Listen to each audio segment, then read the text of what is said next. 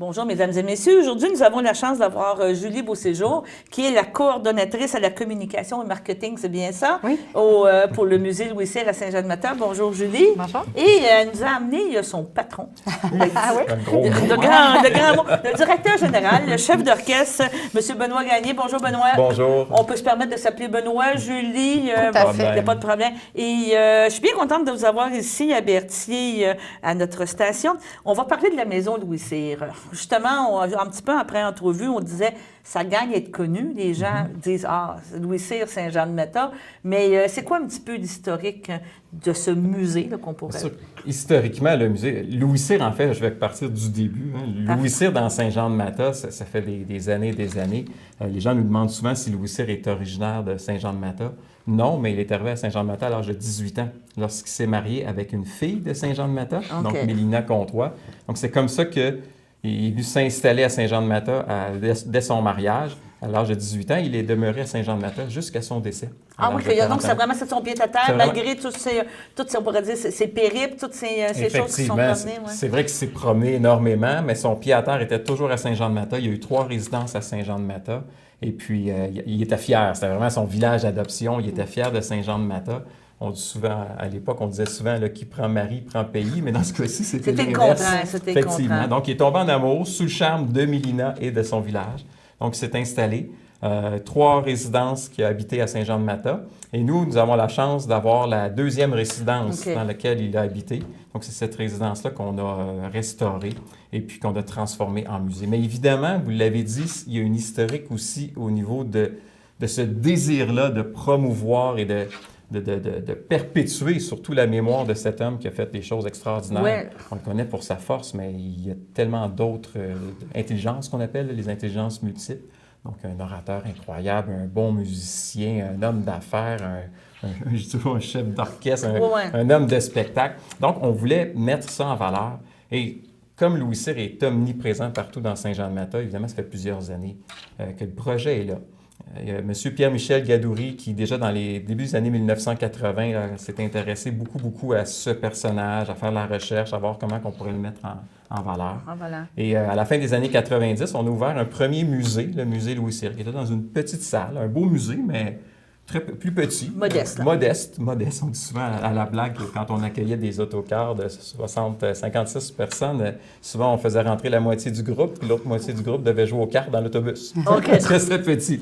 Mais au moins, il y avait comme but de sonder aussi l'intérêt des gens par rapport à ce musée-là. Là. Exactement. Et de faire connaître aux gens ce personnage-là. Donc, même s'il était petit, le contenu était excessivement important et apprécié des gens. Mais évidemment, on avait en tête depuis longtemps, les Compagnons de Louis Cyr, l'organisme qui gère la maison Louis Cyr, avait en tête depuis longtemps d'avoir quelque chose d'un peu plus grand. Et évidemment, quand est venue l'opportunité de pouvoir acheter la maison qui était habitée par Louis Cyr, bien là, on ne pouvait pas passer à côté de cette chance-là. Donc, c'est en 2011, finalement, qu'on a eu la chance de l'acheter. Évidemment, elle avait été modifiée énormément par rapport à son aspect d'origine avec le temps. Donc, nous, on a tout parti un grand projet de restauration du musée. Donc, à partir de 2011, à partir de photos d'époque qu'on a pu avoir du temps de Louis Cyr, on a pu vraiment restaurer la maison pour lui redonner son cachet d'origine. Donc maintenant, quand vous arrivez à la maison Louis Cyr, ce que vous voyez lorsque vous entrez, c'est exactement ce qu'il y avait lorsque Louis Cyr habitait. Est-ce que ça lui a servi, entre autres, au tournage? Est-ce que ces chansons utilisées un petit peu quand on va voir le fameux film? Le fameux film. Ça, c'est une question qu'on se fait poser beaucoup. Malheureusement, non. En fait, je dis malheureusement. Pas nécessairement malheureusement, mais c'est juste une question de timing, en bon français. Le film est sorti une année avant qu'on ouvre les portes de la maison Louis Cyr. Donc, il faut comprendre qu'en 2011, comme je disais, quand on l'a acheté, le projet de restauration, c'était un très gros projet de pouvoir ramener ça comme il était à l'origine. Donc, au moment du film, de la sortie du film, évidemment, le film avait été tourné avant. La maison n'était pas prête. Et de toute manière, vous savez que, bon, on sait du tournage, souvent, ça se fait dans des grandes pièces pour pouvoir avoir toute l'équipe technique, ce qui n'aurait peut-être pas été possible au musée. Mais on est très heureux, pareil, en 2014, une année seulement après la sortie du film, d'avoir réussi à ouvrir nos portes en juillet 2014. Donc, ce qui fait que cet été, nous allons souligner en fait notre 5e anniversaire déjà, notre petit garçon, petite fille, je ne sais pas, un musée, on va l'appeler un petit garçon. Un petit garçon là, qui a 5 ans. Là. cette année. On en est très fiers. Et toi, Julie, c'est ça, tu travailles au niveau communication, justement, marketing. C'est quoi travailler, je ne peux pas dire en région? Qu'est-ce que ça demande de, comme on pourrait dire, de travail de faire connaître le musée Louis Cyr? Je dirais beaucoup de créativité, Okay. beaucoup de débrouillardise, parce que faire connaître un musée, et en fait, depuis la restauration, la Maison Louis Cyr, c'est un vrai musée à Saint-Jean-de-Matha. Donc, c'est un musée qui est très surprenant. Puis c'est ça qui est le défi est là, de réussir à convaincre les gens de « Hey, venez nous voir, vous allez voir, vous ne serez pas déçus. C'est un vrai musée, c'est un beau musée, l'exposition est intéressante, est interactive. » Il est là le défi, de travailler pour un musée comme celui-là, je dirais. C'était un gros défi. Là. Oui, quand même. Mais c'est intéressant. C'est intéressant. Ah oui, ça pourrait être intéressant. Donc, il y a 5 ans, on ouvre un musée. Oui. On espère qu'il va y avoir des gens. Oui. Oui. Et je pense qu'il y en a eu. Oui. Ça avait une belle réponse. La réponse est formidable. Les gens viennent, évidemment, à l'ouverture. La première année, c'était vraiment l'effet de la nouveauté. Je ne vous cacherai pas que moi, je suis arrivé en poste quelques mois seulement après l'ouverture de la Maison Louis Cyr. Et c'était une de mes craintes de dire, avec le temps, comment ce musée va réussir à bien vieillir, à se renouveler, à conserver une bonne clientèle, sachant que les premières années, on était pour aller un peu là, sur la vague de la nouveauté, la vague du film. Oui, c'est ça, oui. Et je peux vous dire qu'on est 5 ans plus tard et l'achalandage demeure sensiblement le même. On en est très content. La différence, je vous dirais, c'est qu'au départ, quand je demandais aux gens « Avez-vous vu le film? » 85% des gens levaient la main. Oui, on a vu le film. Aujourd'hui, on pose la même question. On est rendu à peu près à 15% des gens. Donc, on a inversé. On a le même achalandage ou presque, mais avec des... Donc, les gens ne viennent plus nécessairement parce qu'ils ont vu le film. Ils viennent parce qu'ils veulent découvrir le musée. Et tu disais tout à l'heure qu'on est un vrai musée. On le dit souvent parce que c'est la réponse qu'on a des visiteurs qui viennent.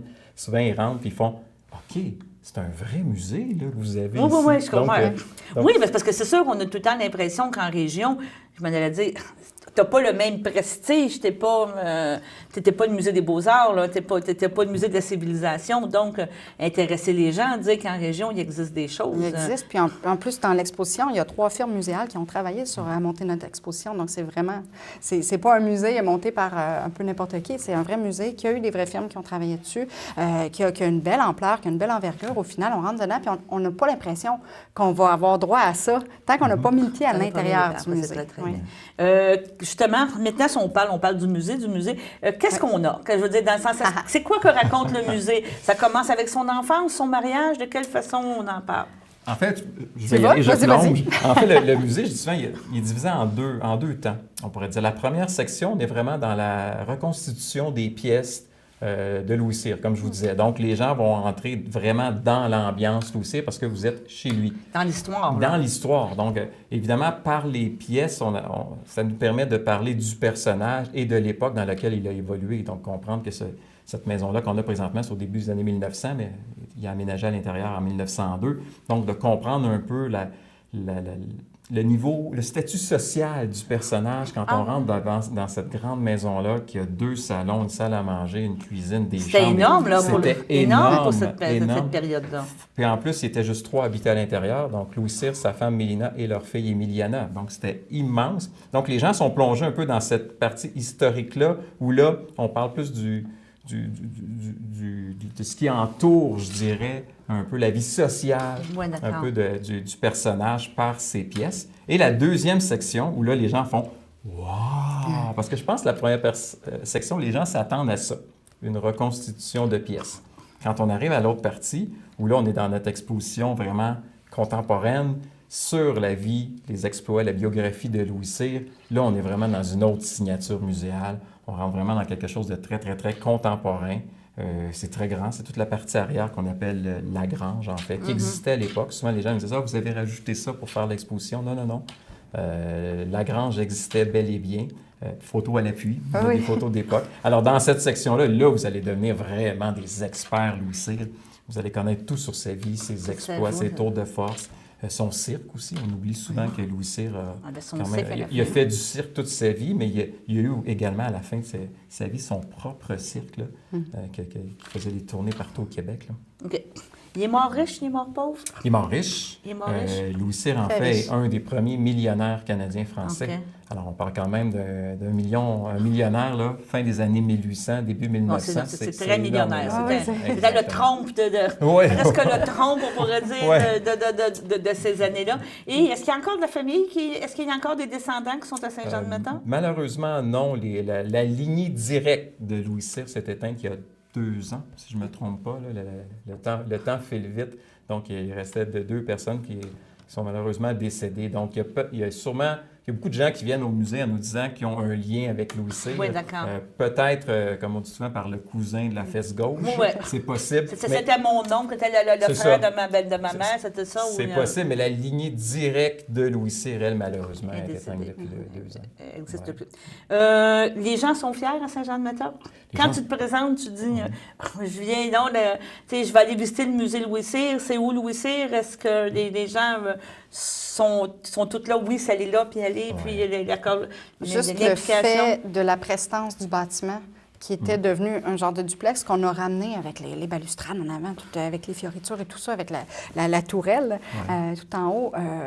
Juste ça, les gens en sont très fiers puis trouvent que ça comment on peut dire, ça ravive le Ça cœur du valorise, ça village, valorise. ça valorise. Donc, déjà ça, les gens, ils en parlent souvent de juste, ah, wow, ça fait du bien d'avoir quelque chose de beau dans le décor de Saint-Jean-de-Mata, parce que ce noyau-là est très beau avec l'église.